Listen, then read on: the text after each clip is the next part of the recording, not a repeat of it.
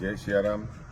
ખુશીની વાત તો એ છે કે આપણે હજારો વર્ષની તપસ્યા પછી ભારત દેશમાં આપણા ઈષ્ટનું આસ્થાનું કેન્દ્ર ભગવાન રામલલાનું અવધમાં હમણાં જ જાન્યુઆરીની 21 થી 25 તારીખ સુધીના સમયમાં મહામહોત્સવ પ્રતિષ્ઠાનો થઈ રહ્યો છે। એ સમય દરમિયાન તમામ હિન્દુ સનાતનીઓને એક અમારી અપીલ છે કે આપના ગામમાં, આપના મોહલ્લામાં, આપના કસ્બામાં, આપની સોસાયટીમાં, આપના પરિવારમાં જ્યોત પ્રગટ કરજો, ધૂન કરજો, કીર્તન કરજો, સત્યનારાયણની કથા કરજો, રામચરિત માનસના પાઠ કરજો, હનુમાન ચાલીસાના કે સુંદરકાંડના પાઠ કરજો। એક પર્વની ઉજવણી કરજો।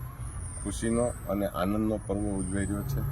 વર્તમાન જે એક સપનું સોમનાથનું સરદાર પટેલ સાહેબનું હતું, એવું જ આપણા આખા ભારત દેશનું સપનું હતું। સપનાના મસીહા મોદી સાહેબના શિરે જાય છે। નરેન્દ્ર મોદી સાહેબે અને આપ બધાના પ્રજાના પ્રેમથી, સમગ્ર સનાતીઓના સહયોગથી, સહકારથી અને ભારત વર્ષના વિશ્વ લેવલના હિન્દુ જનજાગરણોના સંગઠનોથી આ જે થઈ રહ્યું છે એમાં ખૂબ ખૂબ બધાને અભિનંદન, ખૂબ ખૂબ બધાય।